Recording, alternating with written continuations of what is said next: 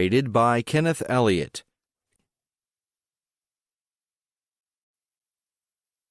Anarchism, What It Really Stands For, by Emma Goldman. Narrated by Mark Bowen.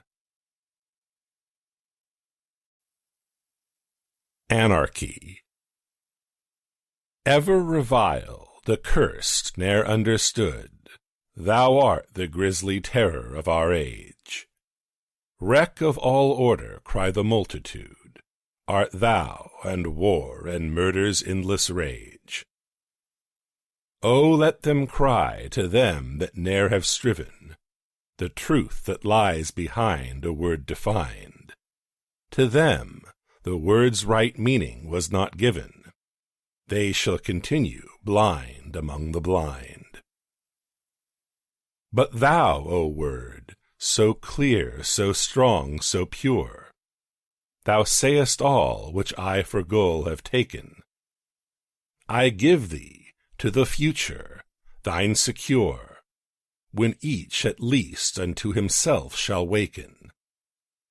Comes it in sunshine, in the tempest's thrill? I cannot tell, but it the earth shall see. I am an anarchist, wherefore I will not rule, and also ruled I will not be. John Henry Mackey.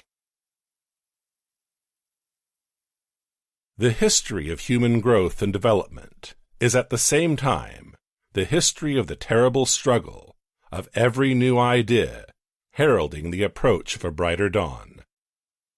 In its tenacious hold on tradition, the old has never hesitated to make use of the foulest and cruelest means to stay the advent of the new, in whatever form or period the latter may have asserted itself.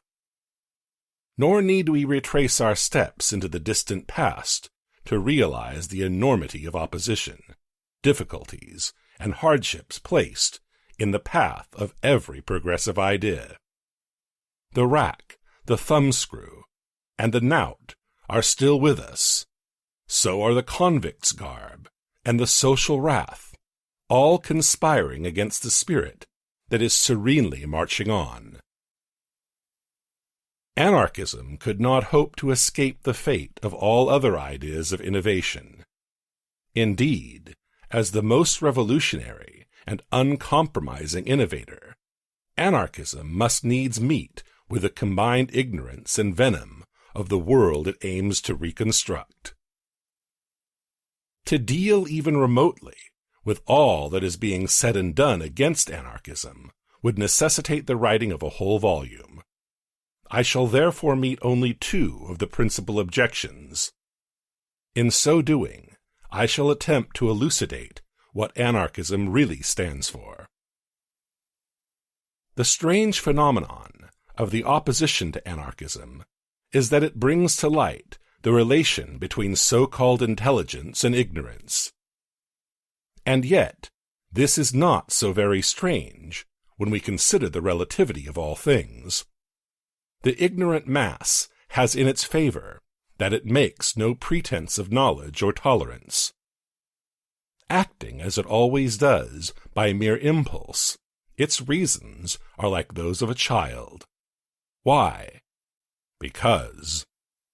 Yet the opposition of the uneducated to anarchism deserves the same consideration as that of the intelligent man.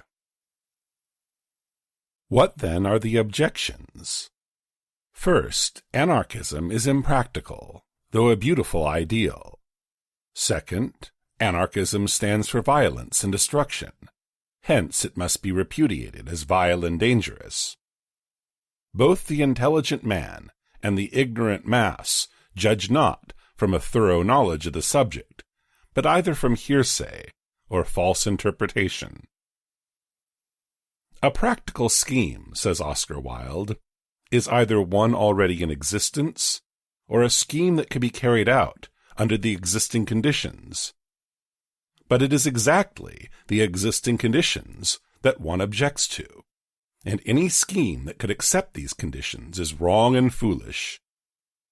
The true criterion of the practical, therefore, is not whether the latter can keep intact the wrong or foolish. Rather is it whether the scheme has vitality enough to leave the stagnant waters of the old, and build as well as sustain new life. In the light of this conception, anarchism is indeed practical. More than any other idea, it is helping to do away with the wrong and foolish. More than any other idea, it is building and sustaining new life. The emotions of the ignorant man are continuously kept at a pitch by the most blood-curdling stories about anarchism. Not a thing too outrageous to be employed against this philosophy and its exponents. Therefore, anarchism represents to the unthinking what the proverbial bad man does to the child, a black monster bent on swallowing everything. In short, destruction and violence. Destruction and violence. How is the ordinary man to know that the most violent element in society is ignorance, that its power of destruction is the very thing anarchism is combating? Nor is he aware that anarchism, whose roots, as it were, are part of nature's forces, destroys not healthful tissue, but parasitic growths that feed on the life's essence of society. It is merely clearing the soil from weeds and sagebrush that it may eventually bear healthy fruit. Someone has said that it requires less mental effort to condemn than to think. The widespread mental indolence so prevalent in society proves this to be only too true. Rather than to go to the bottom of any given idea to examine into its origin and meaning, most people will either condemn it altogether or rely on some superficial or prejudicial definition of non-essentials. Anarchism urges man to think, to investigate, to analyze every proposition. But that the brain capacity of the average reader be not taxed too much, I also shall begin with a definition, and then elaborate on the latter. Anarchism, the philosophy of a new social order based on liberty unrestricted by man-made law. The theory that all forms of government rest on violence, and are therefore wrong and harmful, as well as unnecessary. The new social order rests, of course, on the materialistic basis of life. But while all anarchists agree that the main evil today is an economic one, they maintain that the solution of that evil can be brought about only through the consideration of every phase of life, individual as well as the collective, the internal as well as the external phases. A thorough perusal of the history of human development will disclose two elements in bitter conflict with each other, elements that are only now beginning to be understood, not as foreign to each other, but as closely related and truly harmonious, if only placed in proper environment. The individual and social instincts. The individual and society have waged a relentless and bloody battle for ages, each striving for supremacy, because each was blind to the value and importance of the other. The individual and social instincts, the one a most potent factor for individual endeavor, for growth, aspiration, self-realization. The other an equally potent factor for mutual helpfulness and social well-being. The explanation of the storm raging within the individual and between him and his surroundings is not far to seek. The primitive man, unable to understand his being, much less the unity of all life, felt himself absolutely dependent on blind, hidden forces, ever ready to mock and taunt him.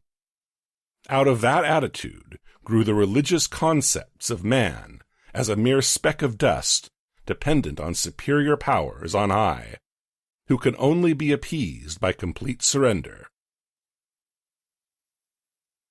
All the early sagas rest on that idea, which continues to be the leitmotif of the biblical tales dealing with the relation of man to God, to the state, to society.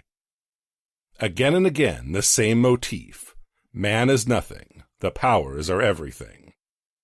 Thus Jehovah would only endure man on condition of complete surrender. Man can have all the glories of the earth, but he must not become conscious of himself. The state, society, and moral laws all sing the same refrain. Man can have all the glories of the earth, but he must not become conscious of himself. Anarchism is the only philosophy which brings to man the consciousness of himself, which maintains that God, the state, and society are non-existent, that their promises are null and void, since they can be fulfilled only through man's subordination. Anarchism is therefore the teacher of the unity of life, not merely in nature, but in man. There is no conflict between the individual and the social instincts, any more than there is between the heart and the lungs. The one the receptacle of a precious life essence, the other the repository of the element that keeps the essence pure and strong. The individual is the heart of society, conserving the essence of social life. Society is the lungs which are distributing the element to keep the life essence, that is, the individual, pure and strong. The one thing of value in the world, says Emerson, is the active soul. This every man contains within him. The soul active sees absolute truth and utters truth and creates. In other words, the individual instinct is the thing of value in the world. It is the true soul that sees and creates the truth alive, out of which is to come a still greater truth, the reborn social soul. Anarchism is the great liberator of man from the phantoms that have held him captive. It is the arbiter and pacifier of the two forces for individual and social harmony. To accomplish that unity, anarchism has declared war on the pernicious influences which have so far prevented the harmonious blending of individual and social instincts, the individual and society. Religion, the dominion of the human mind; property, the dominion of human needs; and government, the dominion of human conduct, represent the stronghold of man's enslavement and all the horrors it entails. Religion, how it dominates man's mind, how it humiliates and degrades his soul. God is everything, man is nothing, says religion. But out of that nothing God has created a kingdom so despotic, so tyrannical, so cruel, so terribly exacting, that naught but gloom and tears and blood have ruled the world since gods began. Anarchism rouses man to rebellion against this black monster. Break your mental fetters, says anarchism to man, for not until you think and judge for yourself will you get rid of the domination of darkness, the greatest obstacle to all progress. Property, the dominion of man's needs, the denial of the right to satisfy his needs. Time was when property claimed a divine right, when it came to man with the same refrain, even as religion: sacrifice, abnegate, submit. The spirit of anarchism has lifted man from his prostrate position. He now stands erect, with his face toward the light. He has learned to see the insatiable, devouring, devastating nature of property, and he is preparing to strike the monster dead. Property is robbery, said the great French anarchist Proudhon. Yes, but without risk and danger to the robber. Monopolizing the accumulated efforts of man, property has robbed him of his birthright, and has turned him loose, a pauper and an outcast. Property has not even the time-worn excuse that man does not create enough to satisfy all needs. The ABC student of economics knows that the productivity of labor within the last few decades far exceeds normal demand. But what are normal demands to an abnormal institution? The only demand that property recognizes is its own gluttonous appetite for greater wealth, because wealth means power, the power to subdue, to crush, to exploit, the power to enslave, to outrage, to degrade. America is particularly boastful of her great power, her enormous national wealth. Poor America! Of what avail is all her wealth if the individuals comprising the nation are wretchedly poor? If they live in squalor, in filth, in crime, with hope and joy gone, a homeless, soilless army of human prey. It is generally conceded that unless the returns of any business venture exceed the cost, bankruptcy is inevitable. But those engaged in the business of producing wealth have not yet learned even this simple lesson. Every year, the cost of production in human life is growing larger. 50,000 killed, 100,000 wounded in America last year. The returns to the masses who help to create wealth are ever getting smaller. Yet America continues to be blind to the inevitable bankruptcy of our business of production. Nor is this the only crime of the latter. Still more fatal is the crime of turning the producer into a mere particle of a machine, with less will and decision than his master of steel and iron. Man is being robbed, not merely of the products of his labor, but of the power of free initiative, of originality, and the interest in, or desire for, the things he is making. Real wealth consists in things of utility and beauty, in things that help to create strong, beautiful bodies and surroundings inspiring to live in. But if man is doomed to wind cotton around a spool, or dig coal, or build roads for 30 years of his life, there can be no talk of wealth. What he gives to the world is only gray and hideous things, reflecting a dull and hideous existence, too weak to live, too cowardly to die. Strange to say, there are people who extol this deadening method of centralized production as the proudest achievement of our age. They fail utterly to realize that if we are to continue in machine subserviency, our slavery is more complete than was our bondage to the king. They do not want to know that centralization is not only the death knell of liberty, but also of health and beauty, of art and science, all these being impossible in a clock-like, mechanical atmosphere. Anarchism cannot but repudiate such a method of production. Its goal is the freest possible expression of all the latent powers of the individual. Oscar Wilde defines a perfect personality as one who develops under perfect conditions, who is not wounded, maimed, or in danger. A perfect personality, then, is only possible in a state of society where man is free to choose the mode of work, the conditions of work, and the freedom to work.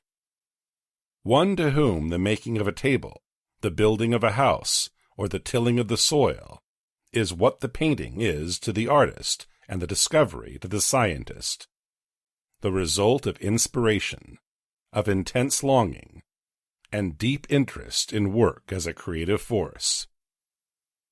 That being the ideal of anarchism, its economic arrangements must consist of voluntary, productive, and distributive associations, gradually developing into free communism as the best means of producing with the least waste of human energy. Anarchism, however, also recognizes the right of the individual, or numbers of individuals, to arrange at all times for other forms of work, in harmony with their tastes and desires.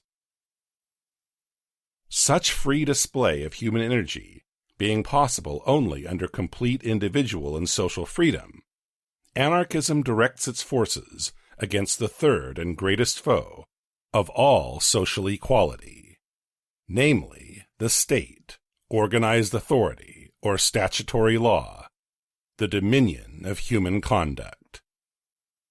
Just as religion has fettered the human mind, and as property, or the monopoly of things, has subdued and stifled man's needs, so has the state enslaved his spirit, dictating every phase of conduct.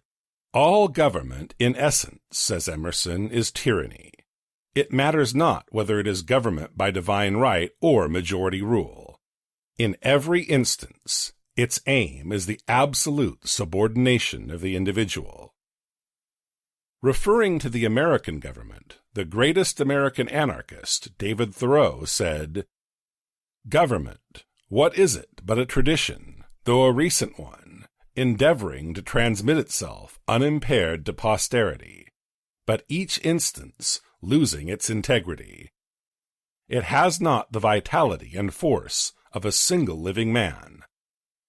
Law never made man a whit more just, and by means of their respect for it, even the well-disposed are daily made agents of injustice." Indeed, the keynote of government is injustice. With the arrogance and self-sufficiency of the king, who could do no wrong, governments ordain, judge, condemn, and punish the most insignificant offenses, while maintaining themselves by the greatest of all offenses, the annihilation of individual liberty. Thus Ouida is right when she maintains that the state only aims at instilling those qualities in its public by which its demands are obeyed, and its exchequer is filled. Its highest attainment is the reduction of mankind to clockwork. In its atmosphere, all those finer and more delicate liberties which require treatment and spacious expansion inevitably dry up and perish.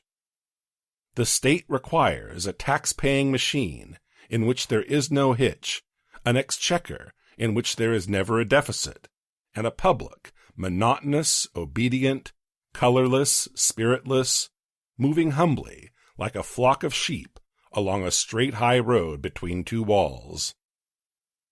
Yet even a flock of sheep would resist the chicanery of the state, if it were not for the corruptive, tyrannical, and oppressive methods it employs to serve its purposes.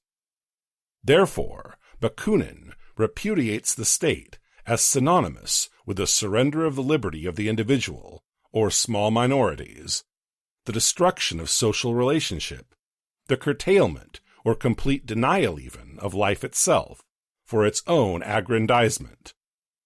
The state is the altar of political freedom, and like the religious altar, it is maintained for the purpose of human sacrifice. In fact, there is hardly a modern thinker who does not agree that government, organized authority, or the state is necessary only to maintain or protect property and monopoly. It has proven efficient in that function only. Even George Bernard Shaw, who hopes for the miraculous from the state under Fabianism, nevertheless admits that it is at present a huge machine for robbing and slave-driving of the poor by brute force. This being the case, it is hard to see why the clever prefacer wishes to uphold the state after poverty shall have ceased to exist. Unfortunately, there are still a number of people who continue in the fatal belief that government rests on natural laws, that it maintains social order and harmony, that it diminishes crime, and that it prevents the lazy man from fleecing his fellows. I shall therefore examine these contentions. A natural law is that factor in man which asserts itself freely and spontaneously, without any external force, in harmony with the requirements of nature. For instance, the demand for nutrition, for sex gratification, for light, air, and exercise is a natural law. But its expression needs not the machinery of government, needs not the club, the gun, the handcuff, or the prison. To obey such laws, if we may call it obedience, requires only spontaneity and free opportunity. That governments do not maintain themselves through such harmonious factors is proven by the terrible array of violence, force, and coercion all governments use in order to live. Thus Blackstone is right when he says, "Human laws are invalid because they are contrary to the laws of nature." Unless it be the Order of Warsaw after the slaughter of thousands of people, it is difficult to ascribe to governments any capacity for order or social harmony. Order derived through submission and maintained by terror is not much of a safe guarantee. Yet that is the only order that governments have ever maintained. True social harmony grows naturally out of solidarity of interests. In a society where those who always work never have anything, while those who never work enjoy everything, solidarity of interests is non-existent. Hence, social harmony is but a myth. The only way organized authority meets this grave situation is by extending still greater privileges to those who have already monopolized the earth, and by still further enslaving the disinherited masses. Thus the entire arsenal of government, laws, police, soldiers, the courts, legislatures, prisons, is strenuously engaged in harmonizing the most antagonistic elements in society. The most absurd apology for authority and law is that they serve to diminish crime. Aside from the fact that the state is itself the greatest criminal, breaking every written and natural law, stealing in the form of taxes, killing in the form of war and capital punishment, it has come to an absolute standstill in coping with crime. It has failed utterly to destroy or even minimize the horrible scourge of its own creation. Crime is naught but misdirected energy. So long as every institution of today, economic, political, social, and moral, conspires to misdirect human energy into wrong channels, so long as most people are out of place, doing the things they hate to do, living a life they loathe to live, crime will be inevitable. And all the laws on the statutes can only increase, but never do away with crime. What does society as it exists today know of the process of despair, the poverty, the horrors, the fearful struggle the human soul must pass on its way to crime and degradation? Who that knows this terrible process can fail to see the truth in these words of Peter Kropotkin?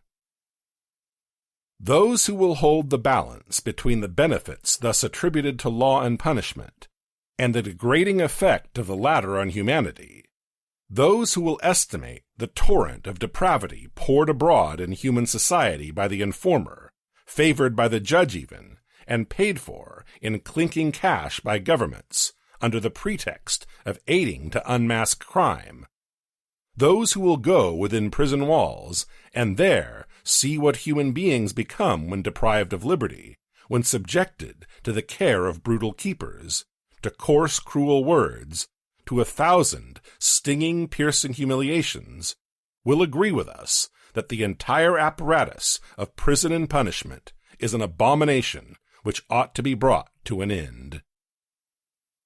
The deterrent influence of law on the lazy man is too absurd to merit consideration. If society were only relieved of the waste and expense of keeping a lazy class, and the equally great expense of the paraphernalia of protection this lazy class requires, the social tables would contain an abundance for all, including even the occasional lazy individual. Besides, it is well to consider that laziness results either from special privileges or physical and mental abnormalities. Our present insane system of production fosters both, and the most astounding phenomenon is that people should want to work at all now. Anarchism aims to strip labor of its deadening, dulling aspect, of its gloom and compulsion. It aims to make work an instrument of joy, of strength, of color, of real harmony, so that the poorest sort of a man should find in work both recreation and hope. To achieve such an arrangement of life, government, with its unjust, arbitrary, repressive measures, must be done away with. At best, it has but imposed one single mode of life upon all, without regard to individual and social variations and needs. In destroying government and statutory laws, anarchism proposes to rescue the self-respect and independence of the individual from all restraint and invasion by authority. Only in freedom can man grow to his full stature. Only in freedom will he learn to think and move, and give the very best in him. Only in freedom will he realize the true force of the social bonds which knit men together, and which are the true foundation of a normal social life. But what about human nature? Can it be changed? And if not, will it endure under anarchism? Poor human nature, what horrible crimes have been committed in thy name! Every fool, from king to policeman, from the flat-headed parson to the visionless dabbler in science, presumes to speak authoritatively of human nature. The greater the mental charlatan, the more definite his insistence on the wickedness and weakness of human nature. Yet how can anyone speak of it today, with every soul in a prison, with every heart fettered, wounded, and maimed? John Burroughs has stated that experimental study of animals in captivity is absolutely useless. Their character, their habits, their appetites undergo a complete transformation when torn from their soil in field and forest. With human nature caged in a narrow space, whipped daily into submission, how can we speak of its potentialities? Freedom, expansion, opportunity, and above all, peace and repose alone can teach us the real dominant factors of human nature and all its wonderful possibilities. Anarchism, then, really stands for the liberation of the human mind from the dominion of religion, the liberation of the human body from the dominion of property, liberation from the shackles and restraint of government. Anarchism stands for a social order based on the free grouping of individuals for the purpose of producing real social wealth, an order that will guarantee to every human being free access to the earth and full enjoyment of the necessities of life according to individual desires, tastes, and inclinations. This is not a wild fancy or an aberration of the mind. It is the conclusion arrived at by hosts of intellectual men and women the world over, a conclusion resulting from the close and studious observation of the tendencies of modern society. Individual liberty and economic equality, the twin forces for the birth of what is fine and true in man. As to methods, anarchism is not, as some may suppose, a theory of the future to be realized through divine inspiration.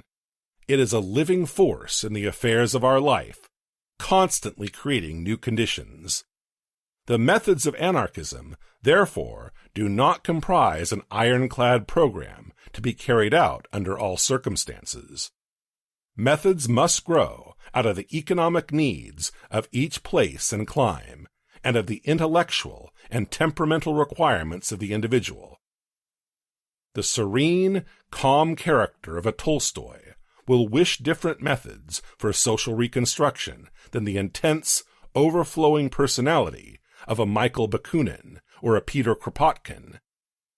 Equally so, it must be apparent that the economic and political needs of Russia will dictate more drastic measures than would England or America. Anarchism does not stand for military drill and uniformity. It does, however, stand for the spirit of revolt, in whatever form, against everything that hinders human growth.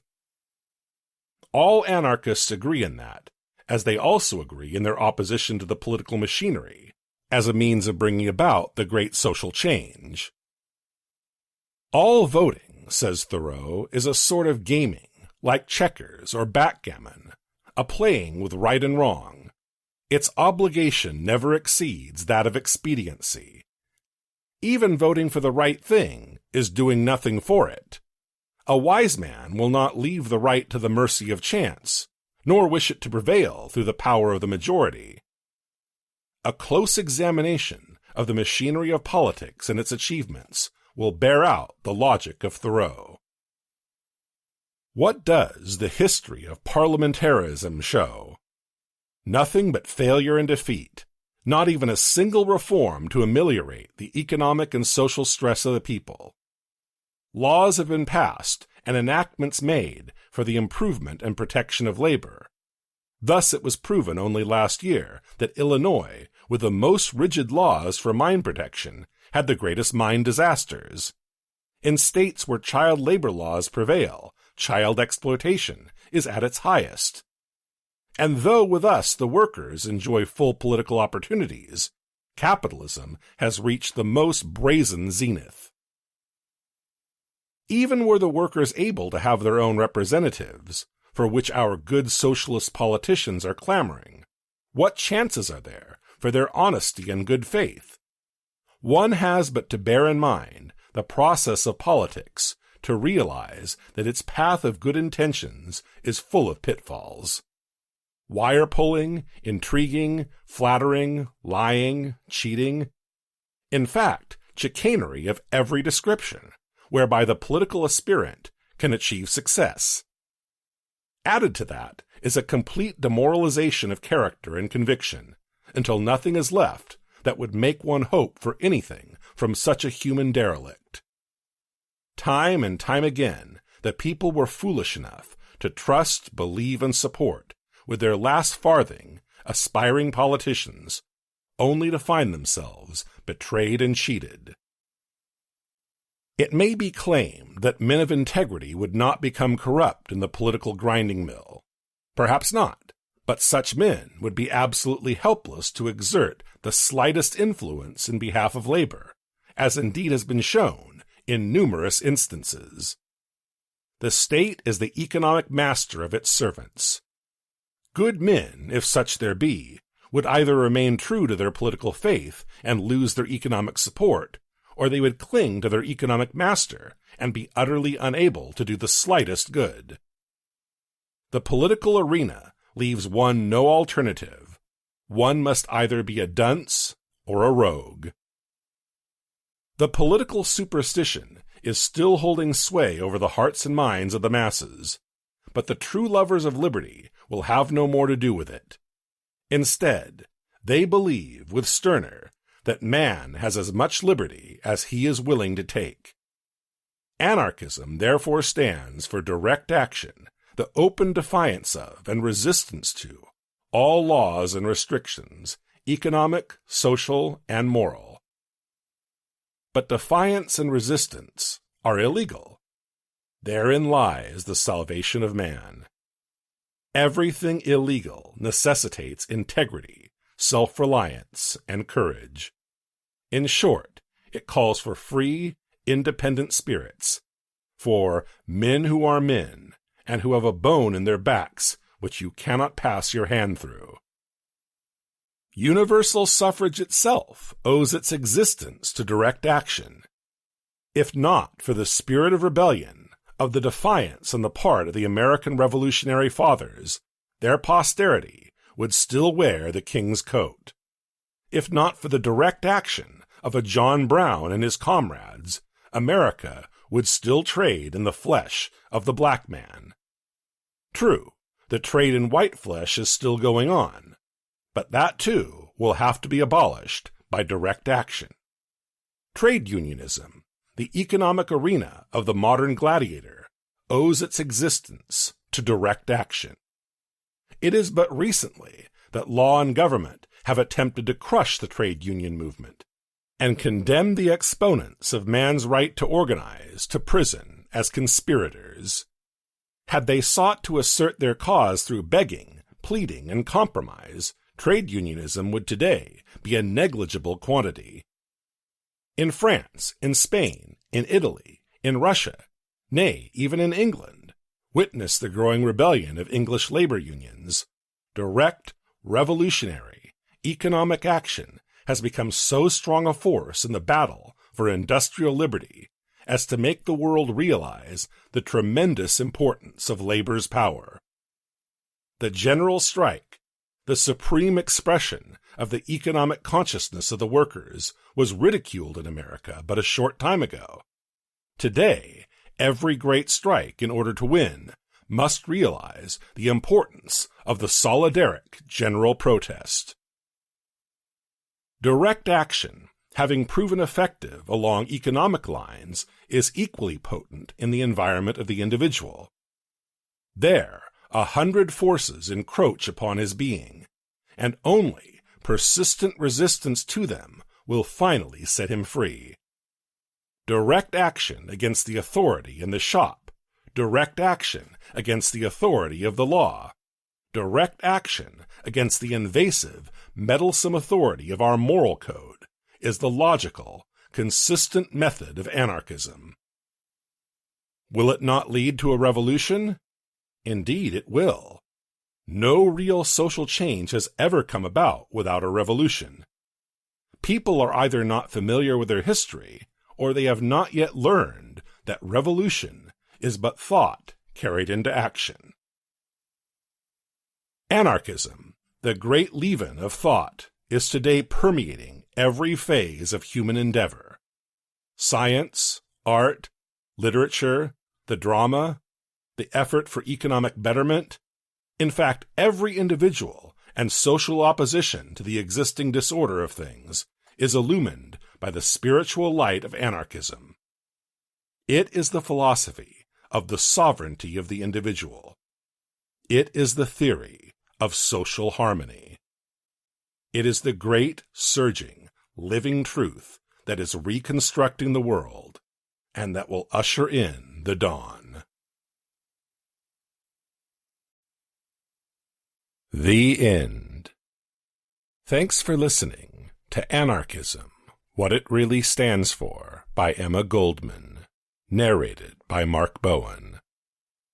Copyright Strobitsky Multimedia Publishing, 2021.